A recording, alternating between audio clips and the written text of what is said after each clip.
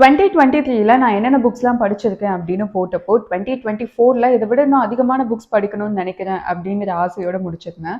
But 2024ல அதை விட அதிகமாக படிச்சேனான்னு எனக்கு தெரியல. பட் இருந்தாலுமே ரீடிங்கோட குவாலிட்டி அப்படிங்கிறது ரொம்பவே அதிகமாக இருக்கு. ஸோ 2024ல நான் முடிச்ச புக்ஸ், நான் எடுத்தும் படிச்சு முடிக்காத புக்ஸ் என்னென்ன அப்படிங்கிறதையும், அது கூட சேர்த்து புக்ஸ் மூலியமா நான் எந்தெந்த கம்யூனிட்டியை மீட் பண்ணேன் அப்படிங்கிற இன்ஃபர்மேஷனையும் இந்த வீடியோல பார்க்கலாம்.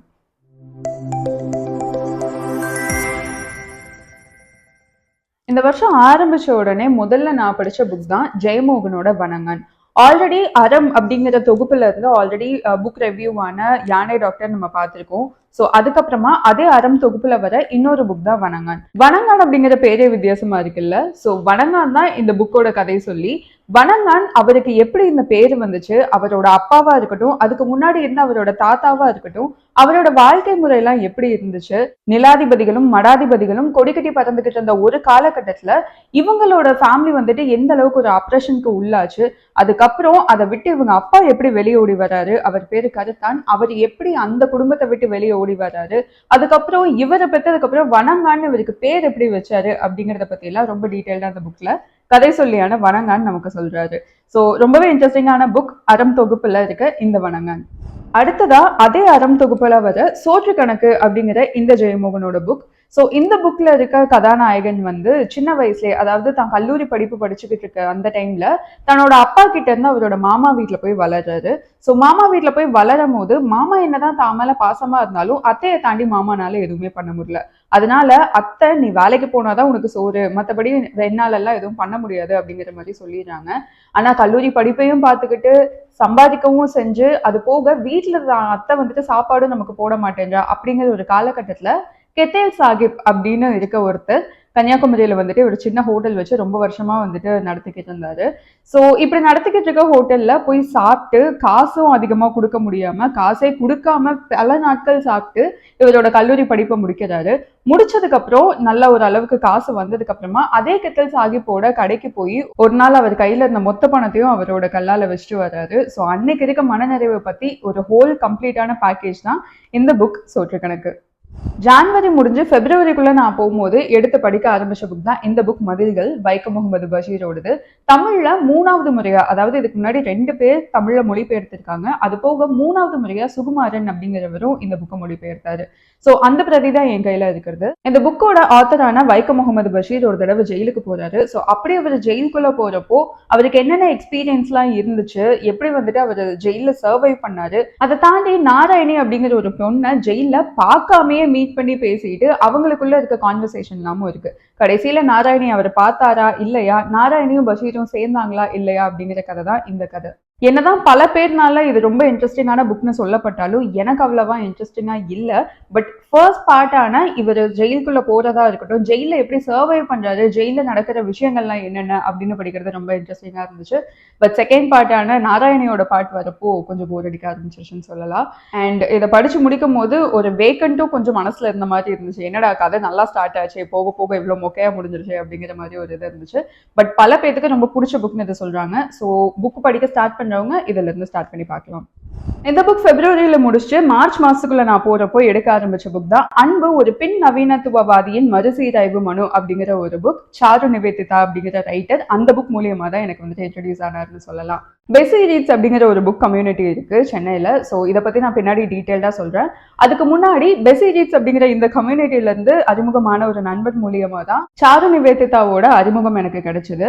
ஸோ இவரோட முதல் புக்கான அன்பு புக் நான் படிக்க ஆரம்பிச்சேன். இத்தனை வருஷமா நம்ம படிச்ச எல்லா புக்ஸ்லயா இருக்கட்டும், பார்த்த எல்லா படங்கள்லயா இருக்கட்டும், அன்பு எவ்வளவு அழகானது, அன்பு எவ்வளவெல்லாம் ஒருத்தவங்களுக்கான அழகான வாழ்க்கையை அவங்களுக்கு அமைச்சு கொடுக்கும். அண்ட் அதோட அழகியல் சைடை மட்டுமே நம்ம இவ்வளவு வருஷமா பார்த்துக்கிட்டு இருந்தப்போ இந்த ஒரு பர்டிகுலர் புக்ல அன்பு ஒருத்தவங்களை எப்படி வதைப்படுத்துது, அன்பு ஒருத்தவங்க மேல நான் வச்சிருக்கேன் அப்படிங்கும் போது எந்தெந்த மூலியமாலாம் அவங்க என் மேல வைக்கிற அன்பை என்னை கட்டுப்படுத்துது அப்படிங்கிற ஒரு செல்ஃப் அனலைசைஸான ஒரு நாவலா தான் இந்த நாவல் இருந்துச்சு.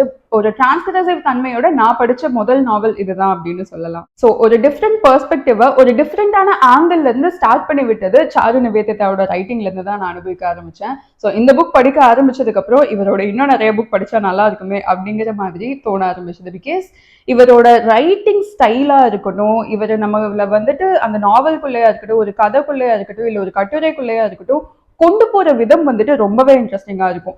எந்த இடத்துலயுமே போர் அடிக்காம பக்கத்துக்கு பக்கம் திருப்பிக்கிட்டே இருக்கும் போது எல்லா விதமான இன்ஃபர்மேஷன் நமக்கு வரும். அதே மாதிரி நம்ம உணர்வுகளை அவ்வளவு தூண்டுற மாதிரியான ஒரு ரைட்டிங் ஸ்டைலிங் இருக்கும். நம்மளையே நம்ம செல்ஃப் அனலிசிஸ் பண்ற மாதிரி ஒரு தன்மைக்குள்ள எவ்வளவு ரைட்டிங் தள்ளுதுங்கிறது எனக்கு தெரியல. பிகாஸ் நான் இது வரைக்கும் படிச்ச எந்த புக்ஸ்லயுமே அந்த மாதிரி ஒரு எக்ஸ்பீரியன்ஸை நான் பண்ணது கிடையாது. மேபி அங்கங்க வர ஒரு இன்சிடென்ட்ஸ் நமக்கு ஏதாச்சும் ஒரு விஷயத்த ஞாபகப்படுத்தலாமே தவிர, ஆனா நம்ம வந்துட்டு சப்கான்சியஸா பண்ற ஒரு விஷயங்கள் எல்லாமே கூட இந்த புக்ல ஏதோ ஒரு கேரக்டர் பண்றப்போ நம்மளும் இப்படிதானே இருக்கும், இல்ல நம்மளை சுத்தி இருக்கவங்க யாராச்சும் ஒருத்தவங்க நமக்கு இது பண்றது அது தப்பு தானே அப்படிங்கிற புரிதல்லாம் கூட இந்த புக்கை படிக்கும் போது ஆரம்பிச்சது. ஸோ இந்த வருஷத்தோட பெஸ்ட் இன்ட்ரடக்ஷனரியான நாவலா எனக்கு சாருவோட புக்ஸ் அமைய ஆரம்பிச்சது. அடுத்ததா தாமிரபரணியில் கொல்லப்படாதவர்கள் அப்படிங்கிற ஒரு புக் மாரி செல்வராஜ் எழுதினது. ஸோ ஒரு டைரக்டரா மாரி செல்வராஜா நமக்கு நல்லாவே தெரியும். ஆனா ஒரு டைரக்டரை தாண்டி ஒரு எழுத்தாளரா மாரி செல்வராஜா இன்னும் ரொம்ப அதிகமா எனக்கு பிடிக்க ஆரம்பிச்சதுன்னு சொல்லலாம் இந்த புக் படிக்க ஆரம்பிக்கும் போது. ஒரு மனுஷனுக்கு உள்ள இருக்க அழுக்க அவனே வந்து வெளியே சொல்லும் போது எவ்வளவு கொடூரமா அது இருக்கும். அதே மாதிரி அந்த கொடூரத்தோட உச்சநிலை எந்தெந்த லெவலுக்கெல்லாம் போகும் அப்படிங்கறத பத்தி நமக்கு டைரக்டா சொல்லாம ஒவ்வொரு கதை மூலியமாவும் இந்த புக்ல வந்துட்டு நமக்கு சொல்லியிருப்பாங்க. ஸோ இது வந்துட்டு ஒரு சிறுகதை தொகுப்பு. இதுல இருக்க ஒவ்வொரு கதைகளும் ஒரு மனுஷனுக்கு இருக்க darkest and deepest dark side தான் காமிச்சுக்கிட்டு இருந்துச்சு. சோகம், அருவருப்பு, அவனுக்குள்ள இருக்க வன்மம், இந்த மாதிரி நிறைய விஷயங்கள் வர ஒவ்வொரு கதைகள்லயும் நம்ம படிக்க முடிஞ்சு. ஒரு நாய்க்குட்டிக்கு இருக்க ஒரு ஃபீலிங்கையும் நம்மளால உணர முடிஞ்சது.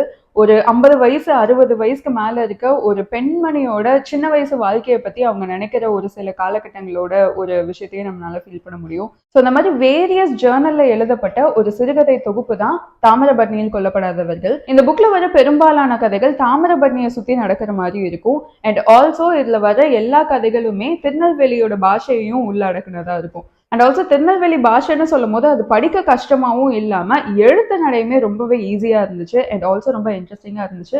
மனசை ரொம்ப உருக்கிற விதத்துலயும் இந்த புக் எனக்கு இருந்துச்சு. அடுத்ததா கோணல் பக்கங்கள் அப்படிங்கிற சாரு நிவேதிதாவோட அடுத்த புக். ஸோ கோணல் பக்கங்கள் வந்துட்டு கட்டுரை தொகுப்பு.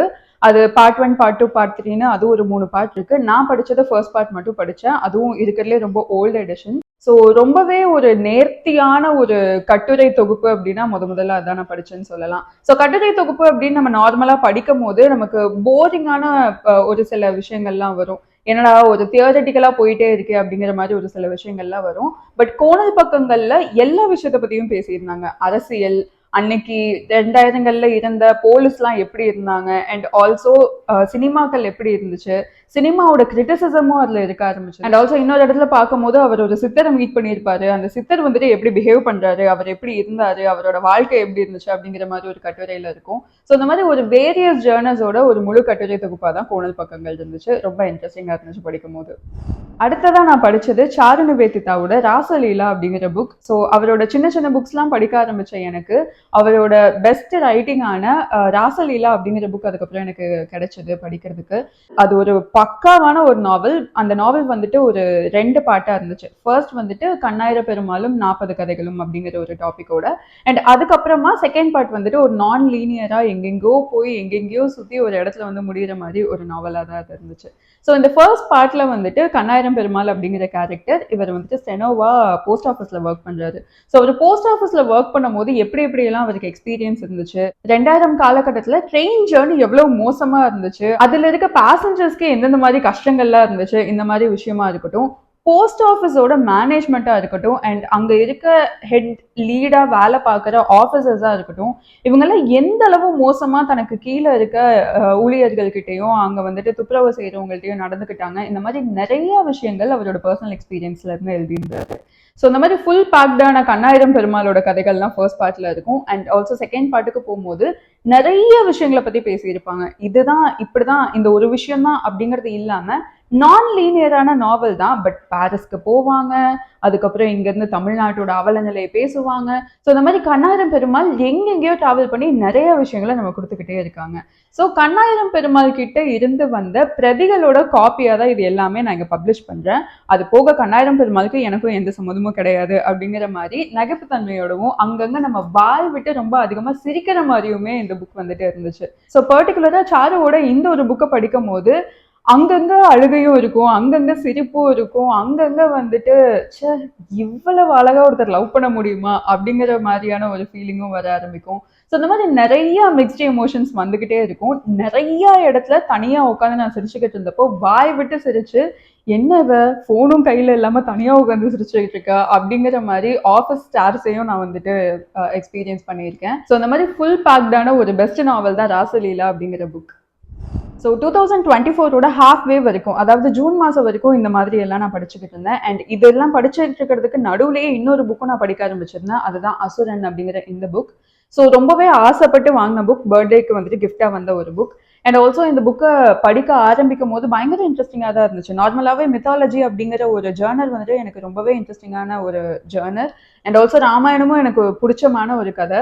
அதுல வந்துட்டு அசுரன், அதாவது ராவணனோட பாயிண்ட் ஆஃப் வியூல இருந்து நகர மாதிரி ஒரு கதை தான். ராவணன் தான் இதுல கதை சொல்லி, அண்ட் ராவணனோட ஃபுல் டைம் எக்ஸ்பீரியன்ஸ் தான், அவர் பிறந்ததுல இருந்து அவர் சாகுற வரைக்கும் எந்தெந்த மாதிரியான சூழ்நிலையெல்லாம் அவரை சுத்தி நடந்துச்சு அப்படிங்கிற மாதிரி தான் இந்த புக் வந்துட்டு ஒவ்வொரு கதையா போய்கிட்டே இருந்துச்சு. இப்போ வரைக்குமே பாதி புக் தான் படிச்சிருக்கேன். ஸோ இதை முழுசா படிக்க முடியாததுக்கு காரணம் என்ன அப்படிங்கறத என்னால சரியா கண்டுபிடிக்க முடியல. பட் இருந்தாலுமே ஏதோ ஒரு டிஸ்ட்ராக்ஷன் வந்துட்டு இந்த புக் படிக்கும் போது இருந்துகிட்டே இருந்துச்சு. ரொம்ப ஈஸியா டிஸ்ட்ராக்ட் ஆகக்கூடிய வகையில இந்த ரைட்டிங் இருக்கும் அப்படிங்கிற மாதிரியான டவுட்டும் எனக்கு இருந்துச்சு. பட் அதை தாண்டி இது ஒரு நல்ல புக். அடுத்த வருஷம், அதாவது 2025ல கண்டிப்பா இந்த புக்கை முடிச்சிருவாங்கிற நம்பிக்கையோட இந்த புக்கை இப்போ கீழே வைக்கலாம்.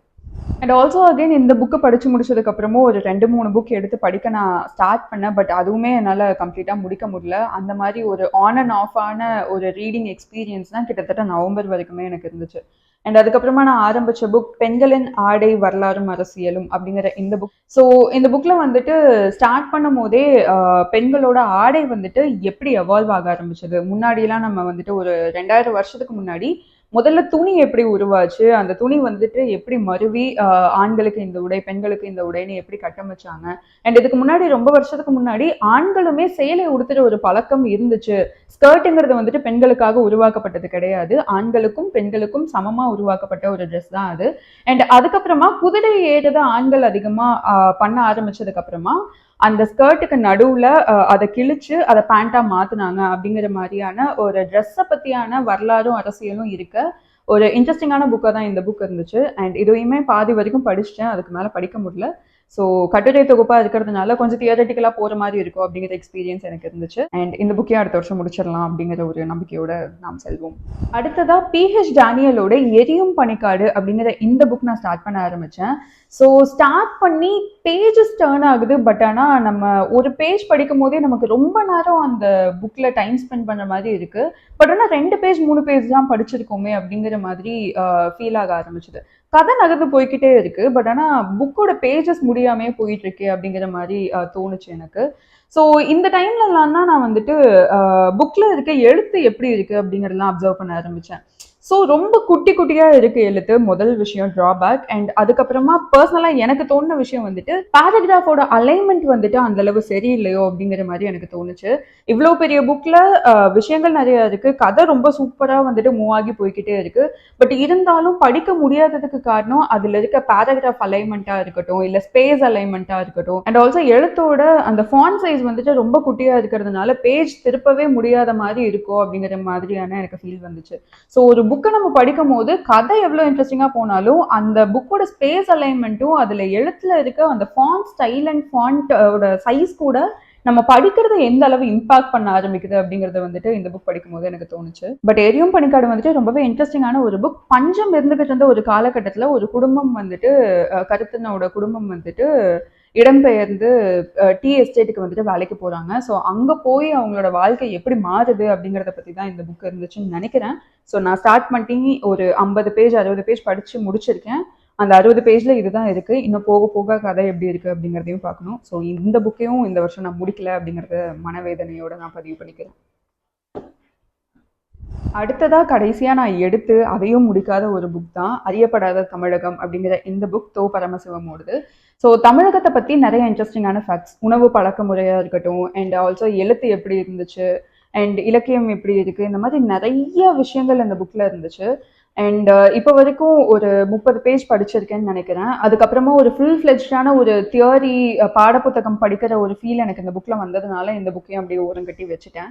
ஸோ ஒரு ஜூலை, ஆகஸ்ட், செப்டம்பர், அக்டோபர் வரைக்குமே இந்த மாதிரியே தான் ஆன் அண்ட் ஆஃப்ல புக் எடுக்கிறது, அதை முடிக்காம கீழே வைக்கிறது, இந்த மாதிரியே தான் மாறி மாறி போயிட்டு இருந்துச்சு.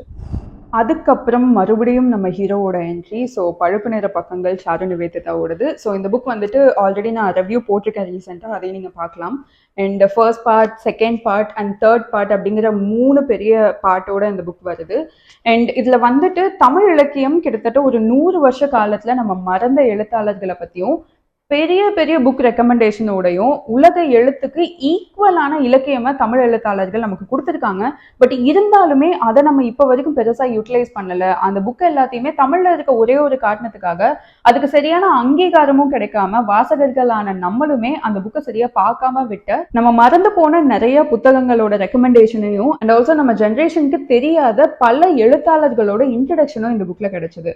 ஸோ புக் ரெக்கமெண்டேஷன் தேடிக்கிட்டு இருக்கீங்க அப்படின்னா இந்த புக்கை நீங்களே எடுத்து படிச்சுட்டு இதுல எந்த கதையெல்லாம் உங்களுக்கு செட் ஆகுது, எந்த ஆத்தர்லாம் செட் ஆகுது அப்படிங்கறத நீங்களே முடிவு பண்ண முடியும். ஏன்னா அந்த புக்ல இருக்க ஒரு 4 பேஜ் 5 பேஜ் இல்ல ஒரு பேராகிராஃப், அதுல இன்ட்ரெஸ்டிங்கான விஷயம் என்ன, அதோட பிளாட் என்ன அப்படிங்கிற மாதிரியான சிறுகதை, கட்டுரை தொகுப்பு அண்ட் ஆல்சோ கவிதை, இந்த மாதிரி நிறைய புக் ரெக்கமெண்டேஷன்ஸை உள்ளடக்குனது தான் இந்த 3 பார்ட்டுமே சேர்த்து. ஸோ அவ்வளோ புக் ரெக்கமெண்டேஷன் கிடைச்சது. இந்த வருஷம் புக் ஃபேர் போனேன்னா எந்த அளவு நான் புக்கு இதில் இருக்க புக் மட்டும் நான் எத்தனை வாங்குவேன் அப்படிங்கிறது தெரியல. ஸோ அவ்வளோ ஒரு இன்ட்ரெஸ்டிங்கான இலக்கியமோட புக் ரெக்கமெண்டேஷனாக இருக்கட்டும் அண்ட் ஆல்சோ ஆத்தர்ஸோட இன்ட்ரடக்ஷனாக கிடைக்கிறது தான் இந்த புக். அண்ட் கடைசியா அகெயின் இன்னொரு சாரு நிவேதிதாவோட புக் 0 டிகிரி அப்படிங்கிற இந்த நாவல்.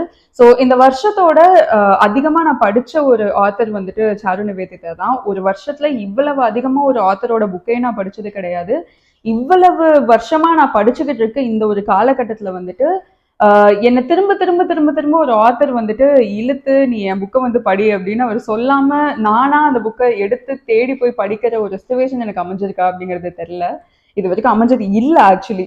ஸோ இவரோட எழுத்து வந்துட்டு அந்த அளவு நம்ம திரும்ப திரும்ப படிக்க வைக்கிற ஒரு எழுத்தா இருக்கு. ஸோ எங்கேயுமே போர் அடிக்காம எந்த ஒரு இடத்துலையுமே வந்துட்டு நமக்கு இன்ஃபர்மேஷனையும் கொடுக்கறத நிப்பாட்டாம நமக்கே தெரியாம நம்மளோட சப்கான்சியஸ் உணர்வுகளையும் தூண்டி விடுற மாதிரியான எழுத்து தான் சாரு நிவேதிதாவோட எழுத்து. அண்ட் பர்டிகுலரா 0 டிகிரி அப்படிங்கிற இந்த நாவல் வந்துட்டு ஒரு லிப்போகிராமட்டிக் நாவல் அப்படின்னு சொல்றாரு. ஸோ லிப்போகிராமட்டிக் நாவல் அப்படின்னா ஒரு பர்டிகுலர் வார்த்தை இங்கிலீஷ்ல வந்துட்டு த அப்படிங்கிற வார்த்தை யூஸ் பண்ணாம நம்மளால ஒரு சென்டென்ஸை வந்துட்டு அவ்வளோ ஈஸியா கம்ப்ளீட் பண்ணிட முடியாது. ஸோ அப்படி த அப்படிங்கிற வார்த்தையை யூஸ் பண்ணாம ஒரு ஆத்தர் இங்கிலீஷ்ல எழுதினாரு அப்படின்னா அதுதான் லிப்போகிராமட்டிக். ஸோ இந்தியாவில் இருக்க லாங்குவேஜஸ்ல இந்தியன் புக்ஸ்ல முதல்ல வந்த லிப்போகிராமட்டிக் நாவல் தான் இந்த நாவல் 0 டிகிரி அப்படிங்கிறது. ஸோ இந்த புக்ல பர்டிகுலரா ஒன்று அப்படிங்கிற வார்த்தையை யூஸ் பண்ணாம சாரு அந்த புக்கு கம்ப்ளீட்டாவே முடிச்சிருக்காரு. ஸோ அதனாலதான் இந்திய மொழிகள்ல இருக்க ஃபர்ஸ்ட் லிப்போகிராமட்டிக் நாவலா இந்த புக் பார்க்கப்படுது. அண்ட் இங்கிலீஷ்க்கு எப்படி த அப்படிங்கிற வார்த்தை முக்கியமோ அதே மாதிரி தமிழ்ல வந்துட்டு ஒன்று இல்லாம எழுதுறது ரொம்பவே கஷ்டமான ஒரு விஷயம். ஸோ அப்படிப்பட்ட புது வகையான ஒரு லிப்போகிராமட்டிக் அப்படிங்கிற வார்த்தையுமே எனக்கு இந்த புக்ல இருந்து தான் தெரிய ஆரம்பிச்சது. இப்படி ஒரு எழுத்து இருக்கு அப்படிங்கிறதுமே எனக்கு இந்த புக்ல இருந்து தான் தெரிய ஆரம்பிச்சது. இது வந்துட்டு ஒரு நான் லீனியர் கதை. அண்ட் இந்த புக்கை பத்தியான ஒரு டீடைல் ரிவ்யூ நான் அதுக்கப்புறம் போடுறேன். இந்த புக் வந்துட்டு எங்கெங்கேயோ அலைஞ்சு திரியும், எங்கெங்கேயோ நம்மளை கூட்டு போகும், ஸ்பேஸ் பத்தி பேசும், திரும்பவும் வந்துட்டு ஒரு மனுஷங்களுக்குள்ள நடக்கிற ஒரு ஃபீலிங்ஸ் பத்தி பேசிக்கிட்டு இருக்கோம். அண்ட் இந்த புக்ல ரொம்ப முக்கியமா வர அவந்திகா அப்படிங்கிற கேரக்டரா இருக்கட்டும் அண்ட் ஆல்சோ ஆர்த்தி அப்படிங்கிற ஒரு கேரக்டரா இருக்கட்டும், இவங்க வாழ்க்கையில படுற கஷ்டம்லாம் பார்க்கும் போது நம்ம லைஃப்ல படுறதுலாம் ஒரு கஷ்டமா அப்படிங்கிற மாதிரி ஒரு ஃபீலிங்கும் எனக்கு கொடுத்துச்சு. அண்ட் ஆல்சோ பெண்கள் வந்துட்டு எந்த அளவு திரும்ப திரும்ப திரும்ப திரும்ப ஒரே லூப் ஹோல்ல மாட்டிக்கிட்டு ஆண்களால வதைக்கப்படுறாங்க அப்படிங்கிற ஒரு விஷயம் வந்துட்டு ரொம்ப பயங்கரமா கண்ணீர் விட்டு நான் ரொம்ப எமோஷனல் ஆகி அழுத ஒரு கட்டமா இருந்துச்சு. அண்ட் ஆல்சோ இன்னொரு முக்கியமான விஷயம், ஜெனசிஸ் அப்படிங்கிற ஒரு மகளுக்கு வந்துட்டு ஒரு அப்பா எழுதுற லெட்டர்ஸ் எல்லாமே இந்த புக்கோட அங்கங்க வந்துகிட்டே இருக்கும். ஸ்டார்டிங்ல கொடுப்பாங்க, அப்புறம் மிடில் ஒரு லெட்டர் இருக்கும், அதுக்கப்புறம் கடைசியா இந்த புக் முடியறதே ஜெனசிஸ்க்கு எழுதுற அந்த லெட்டர் மூலியமாகவும் கவிதைகள் மூலியமாக தான் முடியும். அண்ட் பர்டிகுலராக வந்துட்டு ஜெனசிஸ்க்கு எழுதின லெட்டர்ஸ்லாம் படிக்கும் போது கண்ணீரை அடக்கவே முடியாமல் ஒரு புக்கை நான் படிச்சு ஃபர்ஸ்ட் டைம் இந்த அளவு அங்கங்க அழுவேன். கதை முடியும் போது அழுகலாம், இல்லை அந்த ஒரு கேரக்டருக்கு ஏதாச்சும் ஆகும் போது அழுகலாம். பட் ஆனா தன் மகளுக்கு ஒருத்தர் வந்துட்டு கடிதம் எழுதுறாரு. அந்த கடிதம் எழுதி அவரு எக்ஸ்பிரஸ் பண்ற அந்த ஃபீலிங்ஸ் இருக்கு இல்லையா, தன் மகளை விட்டு பிரிஞ்சு அவருக்கு கடிதம் எழுதுற அந்த ஃபீலிங்கை வந்துட்டு அடக்க முடியாத ஒரு அழுகையை கொடுத்து அவ்வளவு அழுத நான் படிச்ச ஒரு புக் தான் 0 டிகிரி. இந்த அளவு நான் வேற எந்த புக்குக்குமே அழுததே கிடையாது அப்படின்னு சொல்லலாம். ஸோ ஆப்வியஸாக இந்த வருஷம் நான் எடுத்து படித்து முடித்த ஒரு பெஸ்ட் புக் அப்படின்னா 0 டிகிரி அப்படிங்கிறது தான். டாப் ரீடில் இருக்க டாப் ஆத்தரும் வந்துட்டு சாரு நிவேதிதா தான்.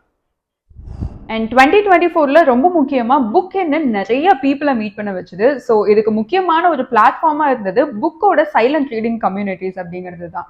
ஸோ சென்னையில் நான் ஒர்க் பண்ணிட்டு இருக்கிறதுனால அங்கே பெஸி ரீட்ஸ் அப்படிங்கிற கம்யூனிட்டிக்கு தான் நான் முதல்ல போயிருந்தேன். ஸோ சண்டே மார்னிங் எல்லா வாரமும் காலையில் ஒரு 6 மணிலேருந்து ஒரு 9 மணி வரைக்கும் இங்கே ரீடிங் செஷன் நடக்குது.